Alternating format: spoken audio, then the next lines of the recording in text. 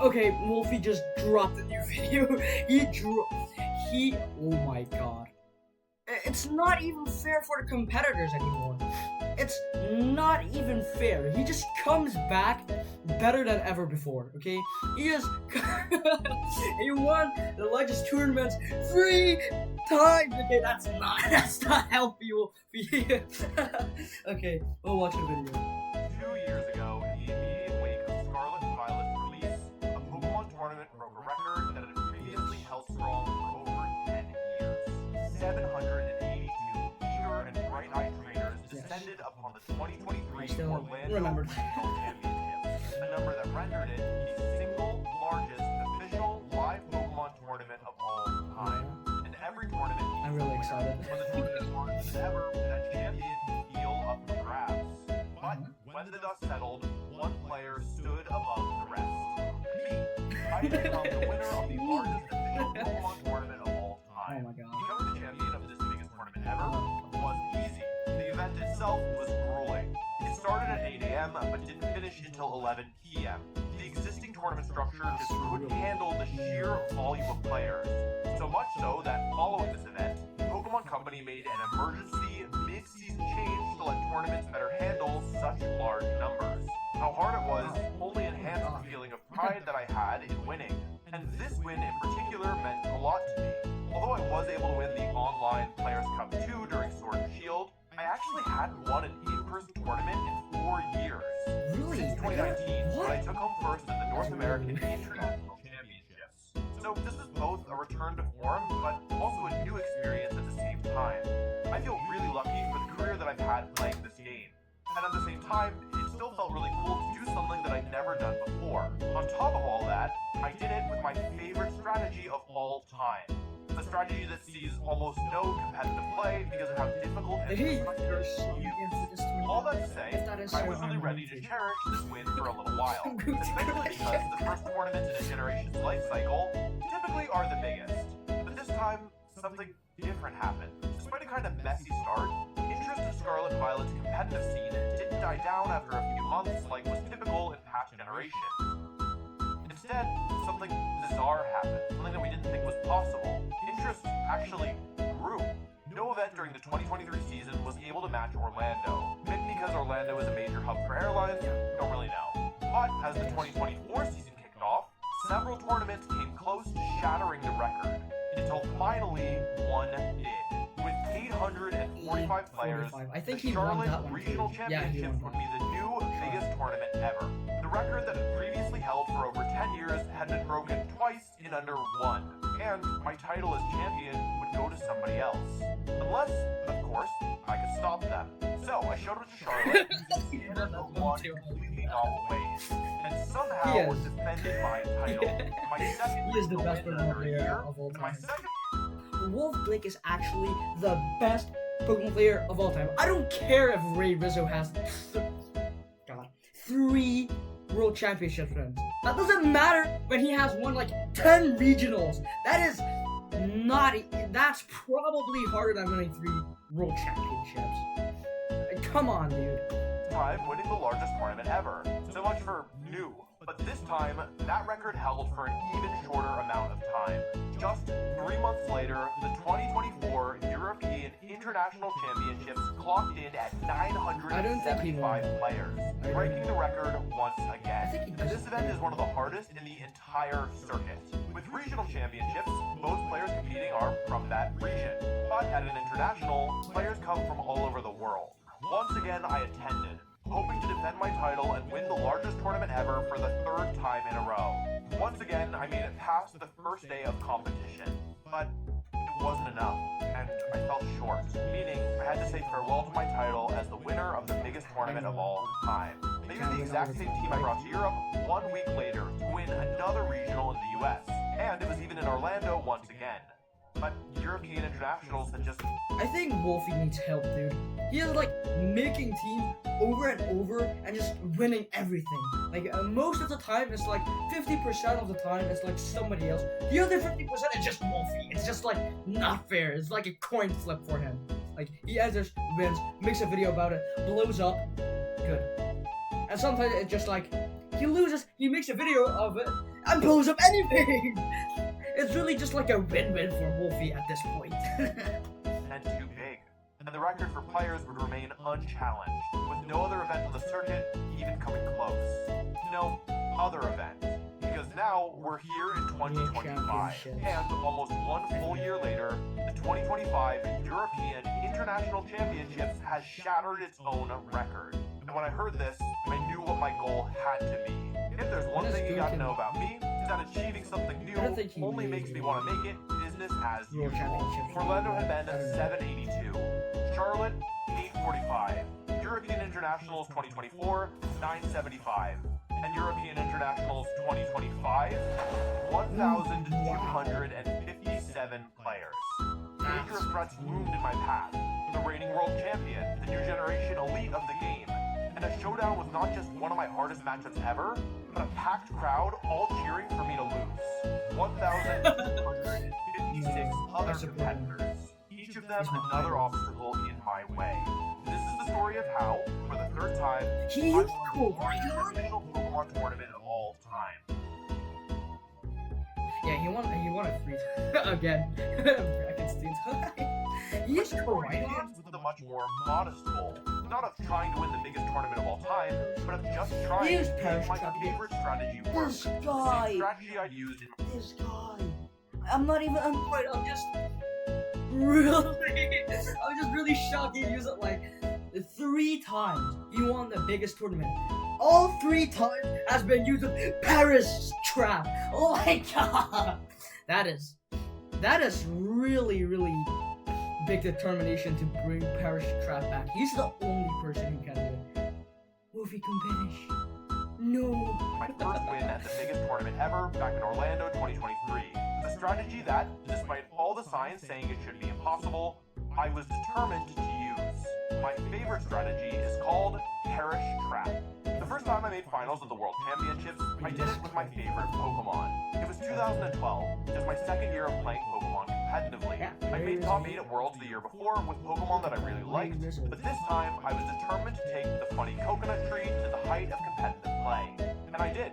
I took it as far as it could go, to the final hours of a Sunday evening in Waikoloa Village, Hawaii, all the way to the finals of the Pokemon World Championships.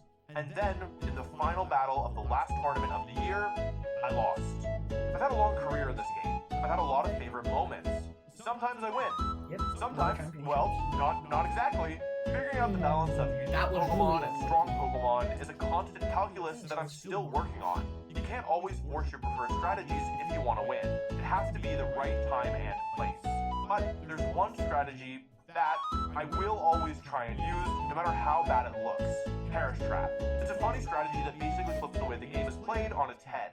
But despite being around for over a decade, there's only ever been one player who's had some major wins with it. At least if we talk about teams fully dedicated to making the strategy pop off. And there's a reason for that. See, in Pokemon, many things are supposed to be left in the past. Every new generation of Pokemon introduced is stronger than the ones before it. And when a strategy isn't given updated tools, it really struggles to keep pace with the new kids on the block. Perish Trap was already difficult to pull off during Black and White, when Pokemon like Rotom and Hitmontop were considered some of the strongest. Trying to make it work when Pokemon like these are dominating competitive play, I mean, it's gotta be impossible. And that's because Perish Trap is a strategy entirely focused around defense. The strategy has 2 main components.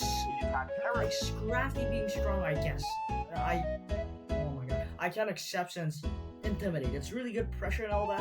But Hitmontop, what does he have to offer? To spit on his bald, goofy head? Song and the ability Shadow Tag.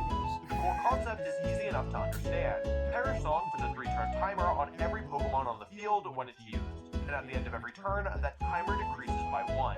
And when it hits 0, all Pokemon that heard the song faint. There's only one way to get rid of the timer, which is to switch your Pokemon out, which is where the ability Shadow Tag comes in, since as long as a Pokemon with Shadow Tag is on the field, all of your opponent's Pokemon are prevented from switching. Now this probably sounds super broken, but remember that sounds can be deceiving. As it turns out, there's a ton of counterplay to this strategy.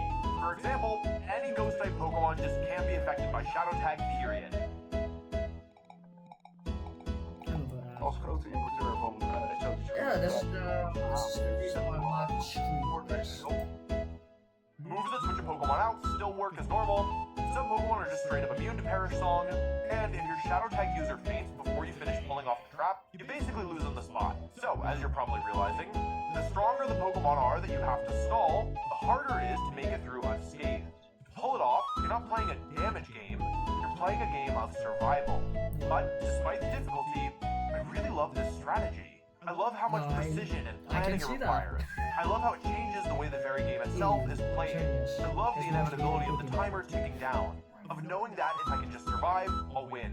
Perish Trap is the platonic ideal of my Pokemon instincts. Wolfemon distilled down to its most primordial form. Turn a light on inside my head, the shadow figures cast on the game of my What soul, the? primordial What? platonic ideal of my Pokemon What the hell instincts. did I just see? Wolfemon What the hell? Look at this. This looks great. What the hell? distilled down to its most primordial Oh my form. god. Turn a light on inside my head, and the shadow figures cast on the cave of my skull are switching out, taking hits, playing defense. One of my. When I first started playing Pokemon competitively, I was really drawn to defensive Why strategies, is she not using the offensive leap? ones. Sometimes these What? strategies can be frustrating to play against. It certainly doesn't feel good to lose against Perish Trap, but the truth is that in competitive play, the best defense is a strong offense. In many ways, Perish Trap is the one exception. Maybe that's the real reason I'm so drawn to it. Perish Trap has received very little love from the Pokemon Company over the years. They almost never release new Perish Song users, and when they do, most of the time, they're very bad. There is literally only one Shadow Tag Pokemon that's even usable, and it's a Pokemon that's something of an ancient relic, with stats and moves considered just okay by the standards of Generation 5. We're not even going to compare it to the new Pokemon added in Generation 9. If Power anything, Cleavers. Perish Trap received a major nerf, when the only Pokemon with both Perish Song and Shadow Tag was removed from the game. Prior to Scarlet and Violet, a team fully dedicated to Perish Trap had only ever won one single major event, a regional championship during X and Y. And, well, you can probably guess who pulled it off. Yeah. Again, me. You. It's not even that Perish Trap was especially strong at the time, but with the power of Mega Gengar at my fingertips and Goldengo nothing more than an impossible nightmare scenario, I was narrowly We able have to to win the skip tournament. further a Earned little Perish bit Trap its since first over a victory, few hours. and the only one it would see for the following 8 years, until Scarlet and Violet. Because although they introduced the We'll single start most with, anti-Perish Pokemon of all time, I leave for London tomorrow, but things are already off to a Sorry, rocky Wolf. start. I, See, uh, last night I I slept skipped. really... Sorry, Wolf. My internet like shuts down at quarter over 9, and it's now 7. So I have to skip actually a bit further. So just start with the finals. Sorry, Wolf. Sorry. Please forgive me. And finally, it's time. The finals of the largest Oh my Pokemon God, he's tournament in holding a history Gastrodon. are finally... Oh my god! Gastrodon! You should have played the... Yeah, I don't know, President Rose theme. Like, oh, Real YouTube is playing the finals. The entire tournament comes down to this.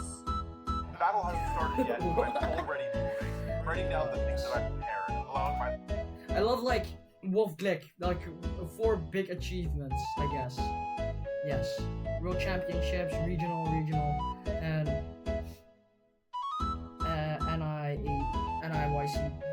NIIC. And he just Birmingham, the original top 64, that's it.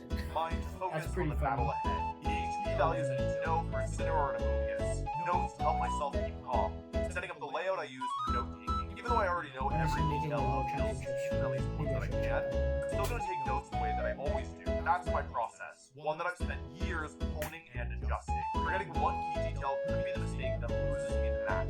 And I'm not willing to take that I know risk. you won, but Finally, with my page anyways. half filled, look at the I'm Gastrodon. No, look at the Gastrodon in the background. Oh, pond. I'm not willing to take that Gastrodon. risk. Finally, with my page half filled, I'm Look ready. at Orichalcum Clear. Pulse. I've done everything I can. Okay, fun story about Orichalcum Pulse. I showed it to my friends, and he like blocked Orical. And that word behind it, and I punched him in the face. Not in the face, but I just slapped him. So shut the hell. It's my favorite franchise. Okay. I'm 13 and I'm still a fan of Pokemon. That doesn't matter. People say it's for children. I am a child. You can never, ever make Pokemon. You can. In preparation, all I can do now is play. But as we sit in team preview, the final 90 seconds until game time, the crowd erupts. And they're so loud I can hear them voices with headphones that I'm wearing. And they're cheering for Dill. Despite the noise, I pulled them out. Because after 20 stressful hours, it finally begins. Give it up, trainers. We're jumping into the leads. Koraidon, Fluttermane, Alpha Wolf Glick, and Urshifu and Alpha Cineroar there Wolf for Glick. Dill. What? Well, I did prepare for this, but truthfully, it's not the lead that I expected. I thought for sure Miraidon would be out to start the battle. Thankfully, Why single strike, dude? It's like Iron Hands can do it, I think. And I gain HP. Even with the focus sash, it's not that good. I can in my rely on opinion. total pathing. My turn 1 has already been decided. I switch Fluttermane to Incineroar. As Dill's Incineroar, fake out my Koraidon. We can look next into my Incineroar switch. I haven't dealt any damage, but I have survived the turn 1 pressure. And now, I'm the one with fake out. But I don't go for it, because Farigiraf could be switching in. Instead, I switch my Incineroar back out to Fluttermane. I do not want to get caught out of position if Miraidon hits the field this turn. And to my surprise, Dill Terras their Incineroar to Ghost. This play makes sense. It makes them immune to Oh, close yeah, combat fake out. and to fake out. Yeah. Two of my main threats for the turn. But now, I don't have to play a guessing game with Miraidon's Terra later on. And Incineroar has become weak to Shadow Ball. It isn't the Terra that I prepared for, but I can certainly work around it. Urshifu uses Pet, blocking my close combat. Dill's Incineroar uses U-Turn, Ooh, doing oh, yeah. damage that doesn't look impressive, but it's gonna stick in a big way. Because I've just lost my Focus Sash. With no way of getting it back. And the crowd, recognizing how important this minuscule bit of damage is, erupts. Farigiraf comes out, and then suddenly, Trick Room Threat is on the table. But Urshifu just protected, and I have 2 Pokemon that are faster. This is the turn where I can get an edge. Urshifu I think he should like double up, but also yeah, it switches, so I double switches up. out, So bringing Incineroar in and dropping Koraidon to -2 attack. Minus 2, that's Fortunately for gonna be Dill, annoying. I predicted this. Wolf is going to go for the fire terrestrialization. Fire, Koraidon if has they're now blessed. taken 2 turns to intimidate, but this terrestrialization is going to boost up those fire type attacks in the form of Flare or Flame Charge. Fluttermane Oh yeah, like this. I think terrestrializing it, and because the sun is up and Oracle makes it. So actually, it just makes it attack a bit higher than normal because it got 2 special normal attack. doing huge chunky damage, really putting Incineroar into the danger zone. Flare Blitz, Koraidon yeah. is able to follow up Recoil. It's going to be able to connect down onto the opposing Incineroar and get the knockout. Ter- It no longer has to Terra do Beast there? anything, but Farigiraf Wow. is Even a crit unscathed with that. in this turn. Crit doesn't It matter also in has real free life. range to do so. Will be enough to pick up the knockout on this game. Oh, Trick Room is really nice. Now I have the Pokemon advantage, but I've lost the speed. Imagine being able to build an app with your name on it. No. Meet Base 44. Advantage. And as Urshifu hits the field, Hey. both my Pokemon are in danger of going down. And here, I make a mistake that will cost me the game. Whether from the pressure or the stress or just a momentary Can't blip, throw the I game don't off. know. You What I do can't. know is that this matchup is so bad. Even one tiny slip can be the end of everything that I've worked for. Here's the situation on the field. Farigiraf and Urshifu against Koraidon and Fluttermane. 4 turns of Trick Room left. Looking at the board state, I'm reminded of a scenario that came up in Total Pathing. You read this deep. In that case, it was exactly the same Pokemon and same field effects. Fluttermane and Koraidon versus Farigiraf and Urshifu. 4 turns left in Trick Room. 4 Pokemon on my I'm side. gonna predict he forgot his Koraidon has -2 attack and uses Koraidon but doesn't kill, and then he realizes he has -2 attack. Sometimes he moves. 3 on Dills. And the best play there was double Urshifu, ensuring that one way or another, the sash gets broken. I lock it in here. After all, there's no safe switch that I can make. If Dill reads my Fluttermane going out to Incineroar, or Koraidon going out to Remogus, a double attack, or maybe even just a close combat will get the KO. I have a lead, so trading one Pokemon for one Pokemon works in my favor. But there are 2 crucial differences between the scenario I prepared for in Total Pathing and the one that's going on here. First, yes, I was up 4 against 3. But the Pokemon I KO'd in Total Passing was Miraidon, the offensive threat. Here, the Pokemon I KO'd is Incineroar. Neither of my back 2 Pokemon can do meaningful damage to the Miraidon that Dill surely has waiting in the wings. And I'm about to risk the only 2 Pokemon I Really have good. to beat can. That's Second, really good. Fluttermane's Focus Action has already been broken, meaning, rather than needing to double attack, I just realized this. He uses a shiny flower. I think that's his first time using shiny. I don't know. a slot to get a KO, Urshifu can get rid of Fluttermane with a single move. And that means Farigiraf is free to attack its partner. Psychic hits Koraidon, dropping it to low HP, and Wicked Blow KOs Fluttermane as the crowd roars its approval. In exchange, Koraidon brings Urshifu's Sash, but I've lost almost 2 of my Pokemon this turn while not even getting 1 in return. I send out a Amoonguss, but Farigiraf now threatens both my Pokemon, with no clear way for me to get rid of it quickly. I switch Koraidon to Incineroar. My only chance of winning is saving it to deal with Miraidon later, as Dill saves Urshifu, bringing out Miraidon, stopping any Spore shenanigans. Sludge Bomb hits Farigiraf, and a poison could turn things around, but I don't get it, and Psychic hits Amoonguss. I walk as That's my health bar stupid. is down, leaving me at exactly 115 HP. The number in my notebook is 117. That means there's only a 6% chance that I'll go down to another one. But I don't think knowing that is enough to save me here. I can't get rid of either of these Pokemon quickly. The sun ends this turn, meaning I don't even have a chance to muscle through with some boosted Flare Blizzes from Incineroar. Farigiraf shuts down my Fake Out, Electric Terrain disables my Spore. I've got no offense, no disruption, and no save switch. My only chance is to clear Farigiraf somehow, hope Dill targets Incineroar rather than Amoonguss, and then try and win a 2 against 2 with Amoonguss and Koraidon against Miraidon and Urshifu. It's not I don't think he can win against Miraidon with Koraidon. At least compared to Miraidon. In my opinion, okay? a great plan, but it's all I've got right now. I protect Incineroar and Sludge Bomb Farigiraf. If I can just get a poison, Poison? I don't get it. And although Amoonguss does live the Psychic, as I expected, and Incineroar blocks the Electro Drift, I'm Let's go. somehow still worse off than the turn before. With Koraidon having such low HP in the back, I don't see any way to win this. Sludge With the Bomb, panic building and the Sludge game Bomb, Sludge slipping away Bomb. from me, my brain short circuits. Forgetting that I protected Incineroar the turn prior, and attempting a double protect that fails. And because of my mistake, the crowd cheers louder than ever before, overpowering my noise-canceling headphones and even the game audio itself. My Incineroar falls, and the crowd bursts into a chant. As a If that happens, I'm crying on the spot, dude. If somebody like cheers for my defeat, on the podium, I'm just having a breakdown. You can't stop me from having a breakdown at that moment, dude. Oh my god. hero takes one step closer to becoming champion, and it's at this moment that a thought enters my head. Unwanted, unbidden, but loud. Louder even than the crowd itself. Herschel. I'm going to lose. Not just this game, but tournaments. Total Pathing has never failed me before. This is the first Total pathing? What the hell? Scenario 6, Terrafire. If Farigiraf goes down, focus on Miraidon. Protect Koraidon, bait Terra from Miraidon Keep. Sweep with Koraidon. If you pause the video to read everything, don't forget to subscribe. I guess. Oh wait, press on. advantage becomes weaker and weaker the longer a set goes on. This is because once your opponent is I'm already seeing your subscribed. moves, they may make different decisions that don't make sense on paper, but do make sense in the context of the match. The next turn starts and my Koraidon falls, ending any chance I had of winning the game. I've lost all of my effort, 20 hours of preparation, but it wasn't enough. But he said he won, so he won. This is Can't one of the lose. worst matches Otherwise, I've I've ever been played. clickbaited. Total I don't Pathing think- didn't work, and the crowd won't stop chanting. And suddenly, everything goes quiet. You have a concussion.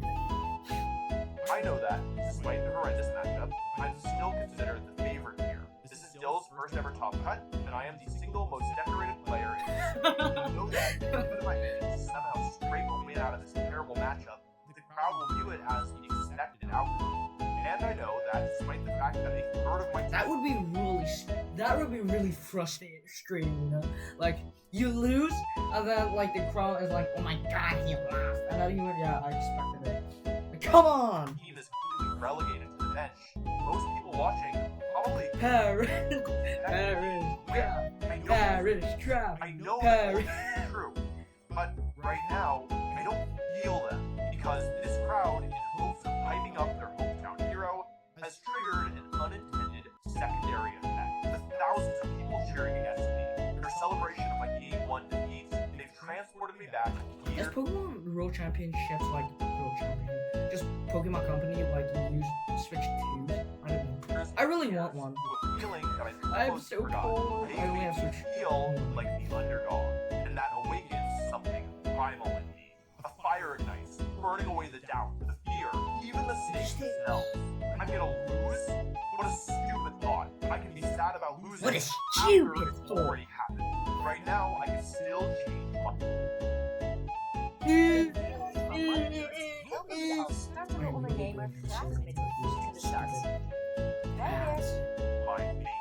Right now, the only thing that I want is to make this crowd go silent. And in my own inner quiet, one voice does break through. One that I heard just hours ago. The voice of one of the people I care about most. One of my best friends in the entire world, Aaron Trailer. What are you gonna do if things go off the rails and you lose Game 1? It was the last thing he asked me before he left for the airport. And it makes me smile now because I had answered so proudly, thinking, yeah, of course I'm gonna win Game 1. Well, I guess I'll win Games 2 and 3. The nerves are returning now with the setup for Game 2, but they're different than the Oh nerves. my god, Dilly, you monsters from the UK! No hate to UK people, okay? I have no hate. I just the accent, I love it. My teacher's British.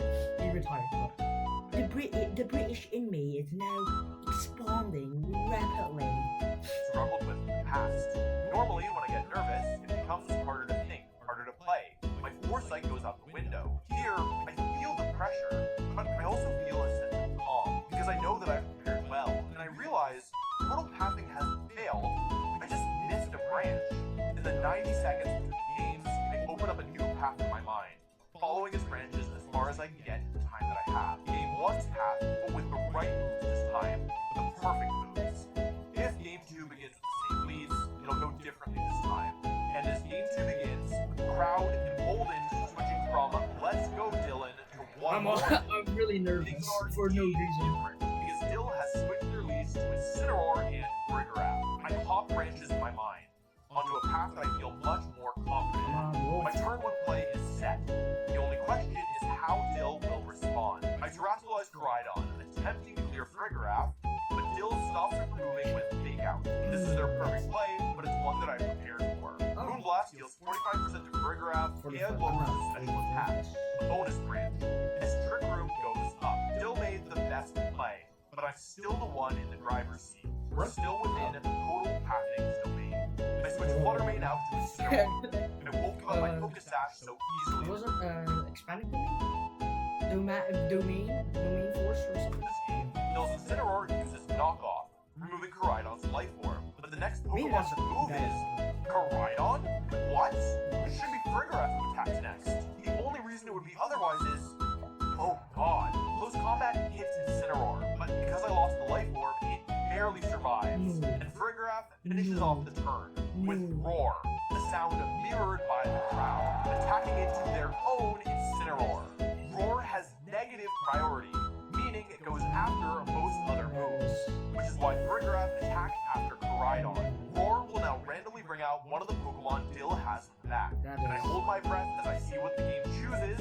Miraidon. Dill's strongest Pokemon is out in the field, and both of my Pokemon are in range of Electro Rift. My Koridon has 3 stat drops, and because of that, I think it's pretty obvious that I want to switch it out. There's still 3 turns of Trick Room left though, so I need to make sure that I pace myself through them in order to stall it out. Thanks to the early Moonblast damage on Triggerap, it'll be way easier to deny a second Trick Room from going up. So really, what I need to do is make sure that I survive first. If I switch out my Koridon now, Incineroar will have no good target to bring in with Parting Shot. So instead, I decide to take my foot off the gas and make a fully defensive play this turn, protecting Koridon and using Parting Shot into Rhydon. Yeah. Of course, if Phil calls this, launches Helping Hand Draco Meteor into that slot, my advantage could disappear in an instant. But Farigiraf switches, giving up its defense boost and its special attack drop, and bringing out Iron Hands, not Urshifu. This reveal changes the entire game, and I've totally lost the path that I've been following. However, this isn't inherently a bad thing, because total pathing is only intended to cover the worst case scenario on most turns. If the opponent does something different, it means that things are going well, in some sense at least. That being said, while Iron Hands is better for me here in the long run, I still need to survive this turn somehow. Party Shot drops Miraidon and lets me bring out Amoonguss, and Miraidon goes for a Volt Switch, but it's blocked by Protect. I've survived another turn of Trick Room without taking any damage. Now I am in danger of losing Koraidon to Volt Switch, so it's time to switch it out. I bring in Incineroar, dropping Iron Hand's attack, as Fake Out hits Amoonguss and Volt Switch hits Incineroar. So it takes it reasonably well thanks to the Party Shot from last turn. I took some damage, but I made it through another 2 turns of Trick Room. Only 1 left now. Dill's low HP Incineroar is sent out, which means that Dill has Fake Out active. My number 1 priority this turn is to not lose my Incineroar. And Iron Hands is pretty scary into it, but if I sword attack, this Iron Hands actually isn't that threatening against my Amoonguss. So I decide to make a play that is guaranteed to keep my Pokemon healthy. Protect Incineroar and Sludge Bomb with Amoonguss. Dill switches Iron Hands out, resetting the attack drop and bringing Miraidon back in, as my Incineroar protects. But the next attack isn't Incineroar's Fake Out, but Amoonguss's Sludge Bomb. Incineroar goes down, and I once again find myself with the Pokemon lead as Iron Hands re-enters the battle. But Miraidon is back on the field, and although Trick Room is finally ended, the Pokemon that I have on the field right now are not my fast and explosive attackers, but my slow and vulnerable support Pokemon. I cannot safely stop Dill from getting a KO this turn, no matter what I do. And that's exactly what happens. Fake Out stops Amoonguss' Rage Powder, and Volt Switch finishes off my Incineroar. Now, thanks to Incineroar's sacrifice, I'm able to send out my full restricted Pokemon safely. Electric Terrain ends as Dill sends out Farigiraf, and I go into Koraidon, resetting the sun. If Dill's Farigiraf gets up in another Trick Room, this battle and the finals are probably over. Bad news for me, I've lost the Life Orb. Yeah. Bad news for Dill, thanks to that earlier switch out, they've lost their Electricity. And with Intimidate no longer on the table, this Farigiraf is in range of close combat. But Dill doesn't let me go for it, and instead switches into Miraidon, setting Electric Terrain again and powering up Iron Hands. Rage Powder protects my Rage Powder? Okay. Stream news, Deadpool and Wolverine. Another ad got trickery, damn it. Koraidon as close combat deals 70% to Miraidon, Ooh, and that was good Amoonguss damage. saves Koraidon from a low kick that would have finished it off. With another Rage Powder, close combat claims the KO on the Yes. Miraidon, but Dill's adjusts. Pretty good. Heavy Really Slam good fires plays. back and KOs Amoonguss. Yes. I also didn't think Amoonguss was rage here, but thanks to Miraidon setting the electric drain up, Iron Hands' support drive must have just gotten it over the edge. Dill brings Oh, that was Farigiraf really back out as I let Fluttermane hit the field. This is it. My 2 ancient Oh. Paradox Pokemon against 2 of the strongest Pokemon from Generation 9. And the position should be looking good. I can KO Farigiraf with Koraidon, and then Fluttermane can beat Iron Hands in a 1 against 1, since I have a type advantage and my Focus Dash is still intact. But there's a problem. Dill has not yet terrestrialized this game, and this Iron Hands is Terra Poison. If Koraidon finishes off Farigiraf, Iron Hands will take it out and win the 1v1 against Fluttermane, thanks to its Assault Vest and its Terra type. If Koraidon protects, Farigiraf will set up Trick Room because it survives another Moonblast, and then Iron Hands will beat Koraidon and win the 1v1 after against Fluttermane. The only chance I have of winning this game is to KO this Assault Vest Iron Hands this turn. The single tankiest Paradox Pokemon. I have to do it without the Life Orb. Whether or not I stay in the tournament and keep my dream of winning alive depends entirely on this turn, and whether or not my restricted Pokemon, Pokemon that nobody else believed in, can do enough damage. Yes, Iron Hands I believe in it. KO onto the Koraidon, but as you Look, I mentioned, replied it's for actually Farigiraf. place, so it's Watch not gonna this. have the range to Farigiraf. Fluttermane Fuck. on this turn. The terrestrialization is still in the back Okay. pocket for Dill, though. They're able to go for the poison terrestrialization on this Iron Hands. That's going to resist this close combat. It's going to resist any fairy type moves that the Fluttermane wants to throw its way. So this is a beautiful play. The I think it has really bad special. down into this Iron Hands. And it does a What? minimal amount of damage thanks to the assault vest on there. Really paying Oh, off yeah. the special defense in Assault a nice vest. little touch. Flare Blitz in the Come on, sun, get it. Terrifier, Come though. on. It's gonna go You're down dead. into this You're Iron dead. Hands. Yep. You're dead. Let's go. Ring it up, baby! Ring it up! Game 3, baby! Ring it up! Groudon is in range of a Psychic, but that doesn't account for my still full HP Flutter Mane. I take a few Battle Tower theme is now here. I love Battle Tower theme from Generation 8. Oh, I love that. My favorite theme. turns to finish the battle. To buy myself a little extra time to think about Game 3, but getting rid of Iron Hands sealed the game. Groudon finishes off Fergarath and confirms it. I've won Game 2. And just for a moment, the crowd falters. Let's Quiet go. ripple that Ring it up!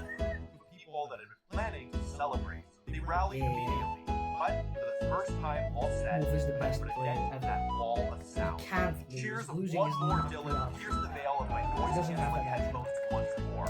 As we step into Game 3, the final game of the entire tournament.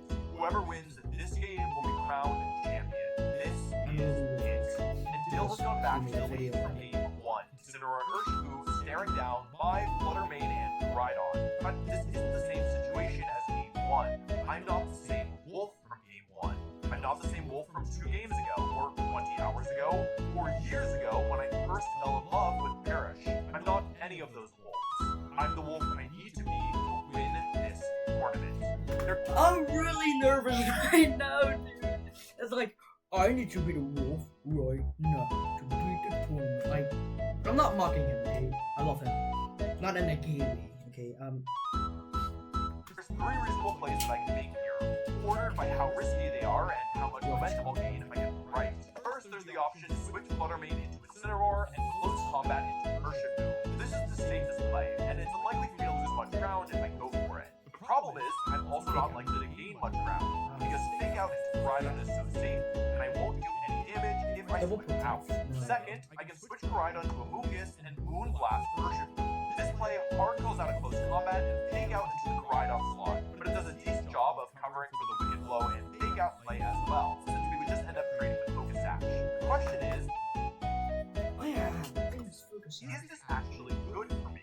The third option is to attack with both of my Pokemon, something like Moonblast into Urshifu and close combat into Incineroar. This play loses if Dill terras Incineroar and protects Urshifu, Yeah. but it does a pretty decent job against Fake Out in close combat and No, I think you should like, no, but focus sash. Fake Out a Wicked Blow. It has the most upside, but it also has the most potential downside. If Yeah. I'm wrong, I can come out of this turn having dealt 0 damage. But I choose option 3.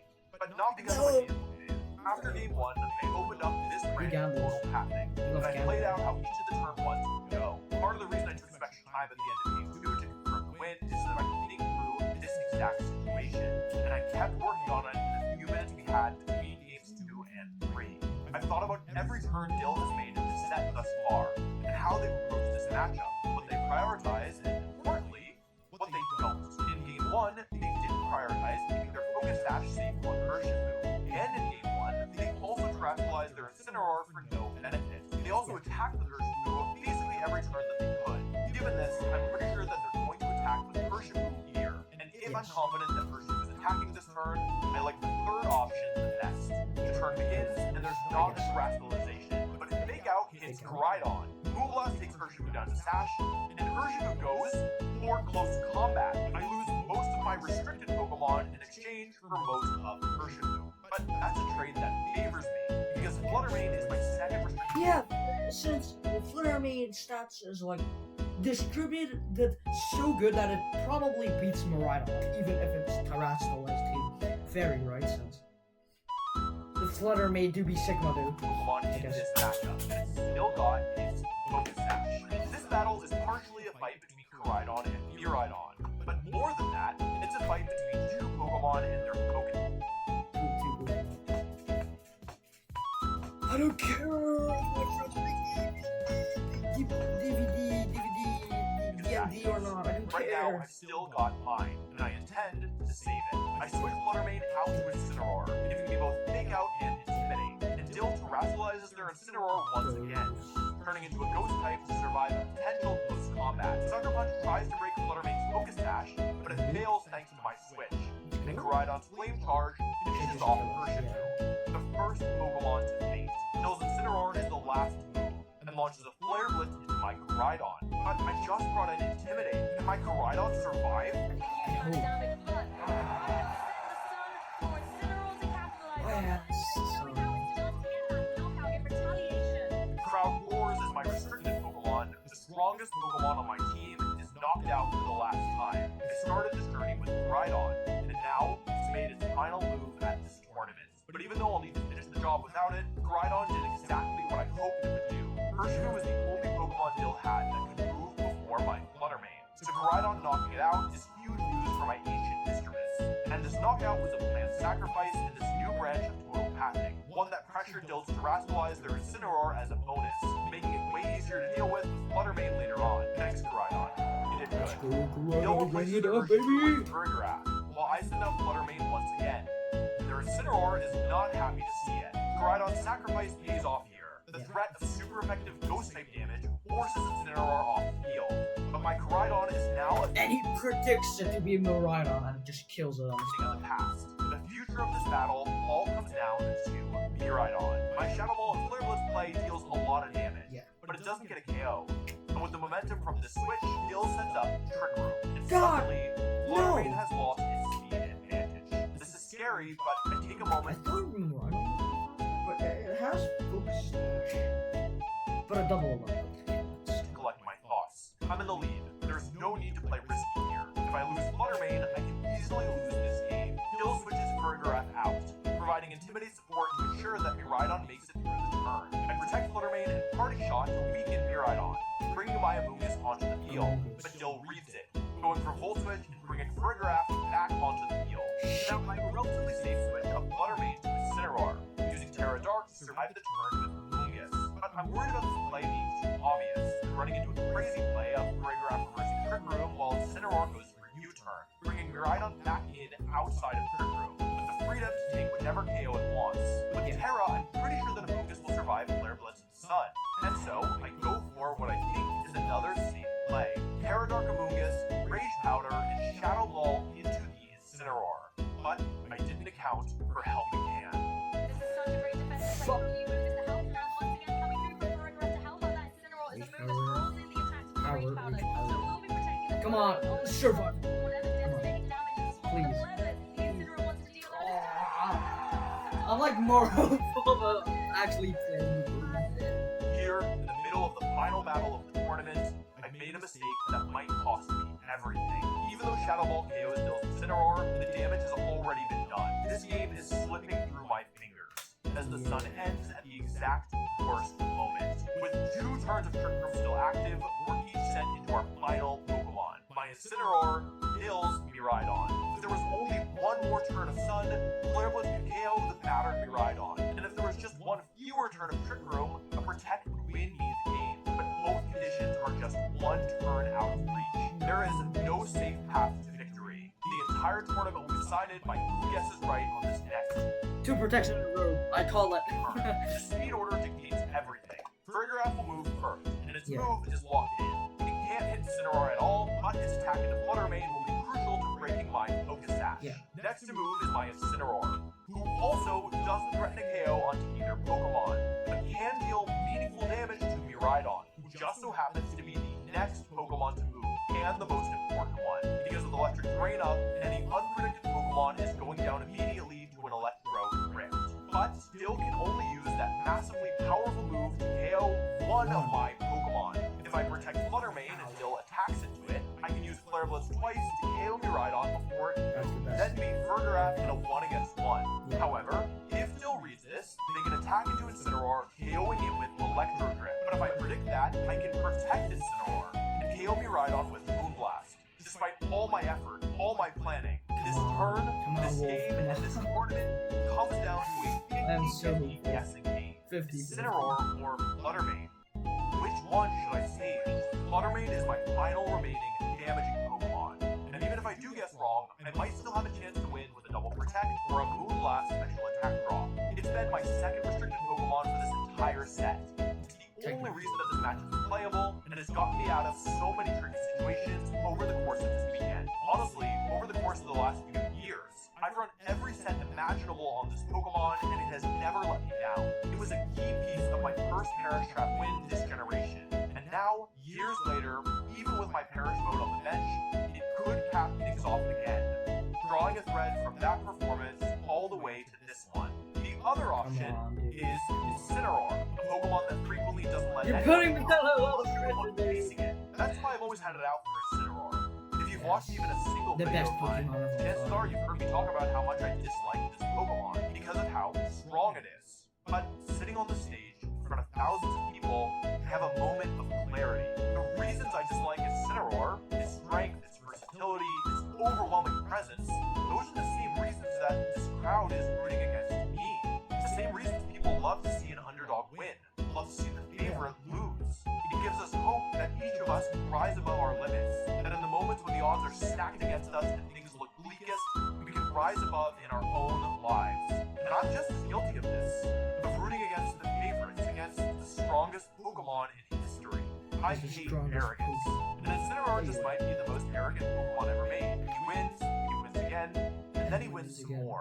But the reason why he wins so much is because he's the greatest Pokemon of all time. I don't hate Incineroar. In my fear of being seen as arrogant, I rejected it. Because I was afraid of the truth, of what it represented. When I look at the strongest Pokemon of all time, I see myself reflected. A version of myself that I'm sometimes scared to accept. But there is something to be said about absolute strength. Here, the seconds before the finale of the largest tournament in history, I know what I have to do. Forget the fairy tale ending. I'm gonna bet everything on the strongest Pokemon in history. My ally, my nemesis, and my friend, Incineroar. No, it has no utility to be able to protect. Come Freegraph goes on, for the dude. Psychic. This is going to break the focus sash on that Fluttermane, and if the Miraidon is able to move first, it's going to be able to get the knockout. Incineroar can go for the Flare Blitz here into Miraidon. It's not enough to get the KO though. Wolf looking devastated due to the Boom! too late. Miraidon in play to be able to still get a huge amount of damage off here with the Electric Drift that is moving before the Fluttermane. Here we go, which is it into the Let him Fluttermane, kill. and it is going to be enough to pick up No! the He And won't as my lose. Fluttermane Come is on. knocked out, the Come on. crowd erupts. Come on, Screaming dude. No joy as way. their hometown hero knocks out my penultimate Pokemon, No leaving way. me with only Incineroar against the most successful restricted Pokemon and a full HP Farigiraf. But the crowd isn't the only one celebrating. The cheers swelling throughout the crowd suddenly falter, a promising fire snuffed out by a sudden wind as realization starts to spread. This game is over, but this isn't a story where the hometown hero wins. Within seconds, they realize, and the crowd finally falls silent. Because there is still one turn remaining inside of Trick Room. And although this is a 2 against 1, Oh my remember what I told you earlier, as long as Incineroar has at least 75 HP left, No! always beat Farigiraf in a 1 against 1. And Dill knows it too. Oh my god, dude. I don't want to see this. I don't want to see the animation. I know what's gonna happen. Come on, dude.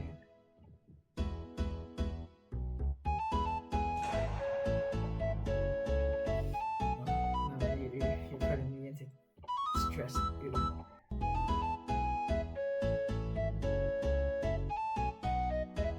He forfeits. What?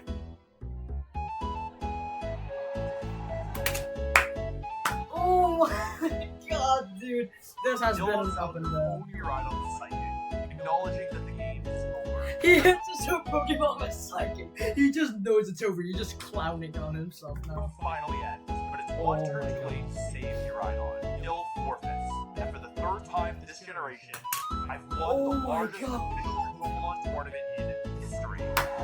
Wolf, let's go, dude. My idol, yeah.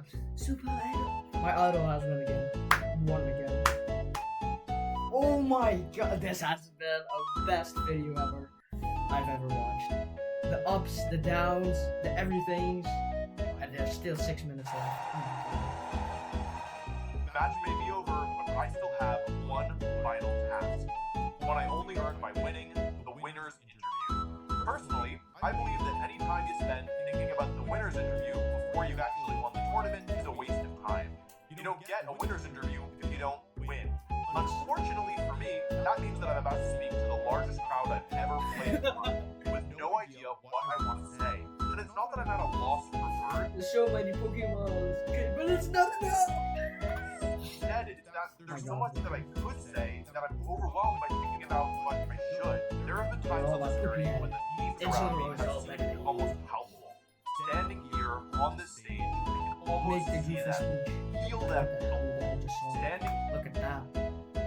Look at Wolf the Sigma. Look at that. He looks like an absolute Sigma. here on this stage, I can almost see them, feel them in my body, the knot in my throat, the lifting air in my chest, the throbbing in my head, taking back my crown as winner of the largest tournament, my love for Paris Trap and the relics of the past, competing with the Relics strongest of the Pokemon and players of the That's still modern Switch age. 1. What the A hell? dozen threads, some I began stitching more than a decade ago, and now impossibly braided together into one single match of Pokemon. It's a lot to communicate, but we can wait for later, because in the final seconds before the interview, I realized none of that is really what I want to say right now in this moment. Because the themes and I aren't alone in this room, there's also the crowd that I'm standing before. The same crowd rooting Oh my for their God. favorite hero, rooting for me to fall. The people I want to speak to most are here in this room with me, and realizing that, I know exactly what I want to say.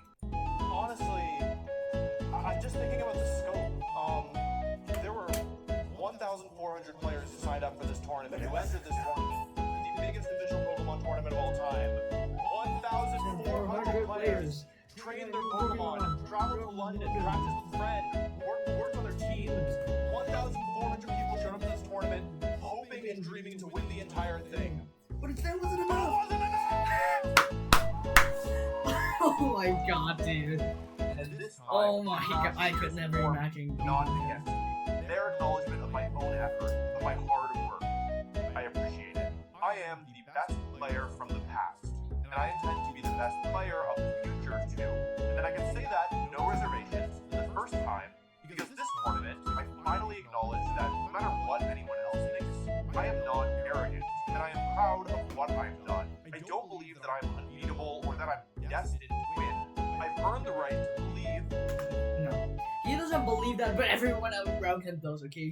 Like, he is the kind of person, like, I'm not clowning on him or anything, but it's like, yeah, my drawing is so bad, and it's like the most graphical, the best drawing you've ever seen in your life, and then it's like, no, I'm not doing that, no, no, your drawing is better than mine in every single way, and you're still clowning on yourself. That's not okay. Yeah, I'm really weird, but oh my god. This is why he's my idol. Oh, I apologize. Wait, this is a really good screenshot to be me. This is a really beautiful screenshot. Yes, beautiful. Know that I am the best player of all time. Because no matter how many times I fall, I get up again and again, and I get better every time. And I am proud of that. I finished the interview in the award ceremony where I handed the first place trophy. A different design compared to the one I won back in 2019. And I rushed to meet up with Villa. Wins feels so much sweeter when it's shared with people you care about. We grabbed some food and I realized that I am famished because the last thing I ate today was my banana like 12 hours ago. And He did not eat his banana with a fork and knife. before I know it, it's time for bed. I'm up early the next morning to catch my flight. And after 6 hours, back where I belong in coach class, I'm finally home for a weekend I'll remember for a long time to come. Oh my god. If you made it this far, I want to start by saying thank you. These videos are truly enormous You're projects. welcome. I started working on this script in February, and right now as I record this, it's July 24th. Yes. It took me over 5 months to write this script. And I know that you have a lot of options for what to watch and how you spend your time, so I just want you to know that I'm truly grateful you've given so much of it so generously to me and my videos. I will say, it's a little bit weird to be finally wrapping up this video. It's been a really big part of my life over the last 5 months, and that's not even considering the 2 months I spent, like actually building the team and going to the tournaments. What else can I say after I've already written 50,000 words? The good news is I've had a lot of time to think about what I want to say, and after giving it a lot of thought, I think the only thing left to talk about is what comes next. Competitive Pokemon is a really, really hard game. And I don't even mean because team building is so challenging. I've built a lot of teams. All of them are trash, and I've never won anything major with them.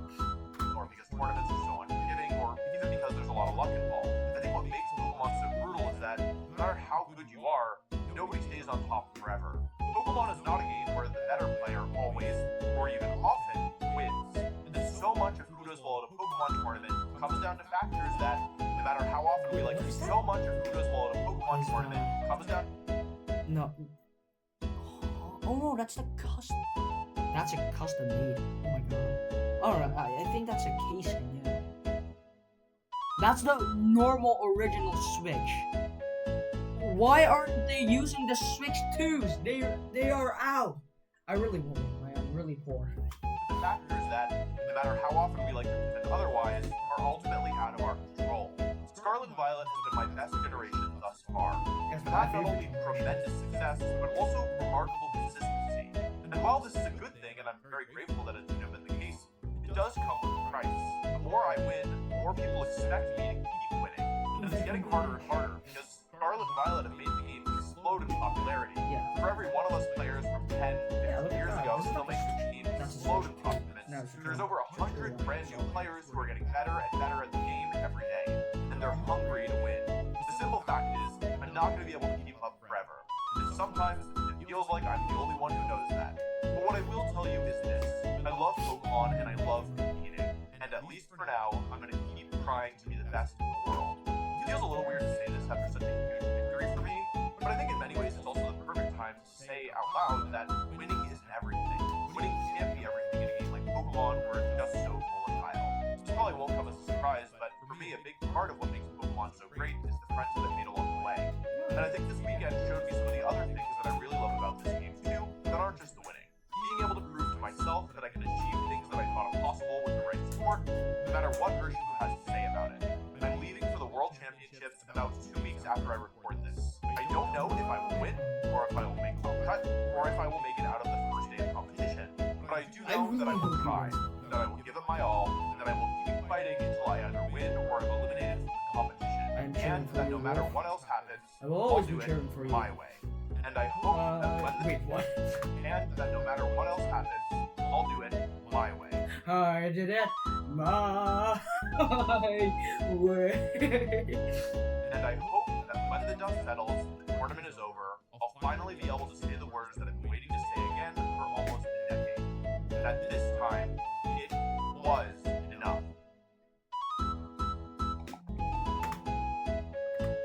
Oh my god, dude. Oh my god. This has been the best video I've ever seen, dude. Oh my god.